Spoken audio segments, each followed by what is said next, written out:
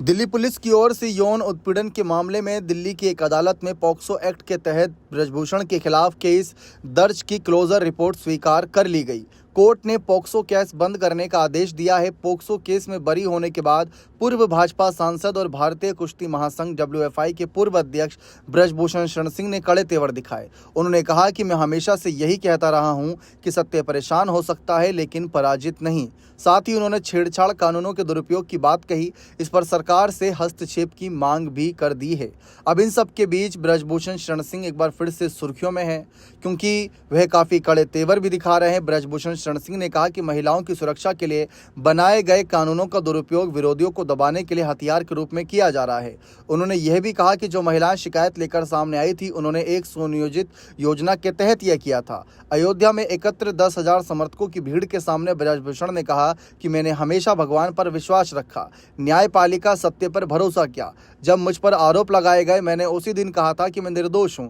आज कानून और न्याय ने मेरी बात को सही साबित किया है। ये बात रखी गई ब्रजभूषण के द्वारा। इन सब के बीच ब्रजभूषण शरण सिंह पूर्व सांसद के रूप में अब देखे जा रहे हैं। 2024 के लोकसभा चुनावी मैदान में इनकी जगह इनके बेटे को बीजेपी ने टिकट दिया था, जो चुनाव जीतकर सांसद बने। लेकिन फिर अब चर्चा यही है कि क्या मोदी शाह की जोड़ी ब्रजभूषण पर फिर से मेहरबान होगी, क्योंकि एक कहीं ना कहीं ब्रजभूषण पर जो कोर्ट के फैसले आए हैं उसके बाद देखते ही बनता है कि किस तरीके से पोक्सो केस में बरी हुए ब्रजभूषण पर यह बात कही जा रही है कि कहीं ना कहीं वह निर्दोष हैं, और वो आगे भी ये बात कर रहे हैं कि जो भी और मामले हैं उनमें भी वे कहीं ना कहीं निर्दोष साबित होंगे। लेकिन अब सवाल ये उठता है कि भारतीय जनता पार्टी ने जिस तरीके से ब्रजभूषण पर आरोप लगने के बाद ही उनको टिकट नहीं दिया था, तो क्या बीजेपी अब उन्हें आगे बढ़ाएगी? एक तरफ चर्चा ये भी रहती है कि ब्रजभूषण समय समय पर योगी सरकार को लेकर भी अपनी बात रखते हैं, जिससे इनकी राजनीति को लेकर तमाम सवाल उठते हैं कि ब्रजभूषण का अगला कदम क्या रहने वाला है।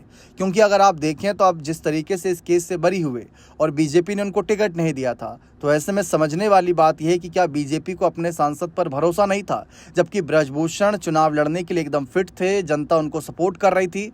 जैसा कि आपने देखा कि उन्होंने अपने बेटे को टिकट दिलवाया या उनके बेटे को टिकट दिया बीजेपी ने, तो वह भी जीते। ऐसे में समय के साथ ये सवाल उठते हैं कि क्या 2027 के नज़रिए से बीजेपी ने बड़ी जिम्मेदारी देगी या फिर 2029 की लोकसभा चुनाव के नज़रिए से? ये देखना दिलचस्प रहेगा। बने रहे चैनल के साथ। बहुत बहुत शुक्रिया।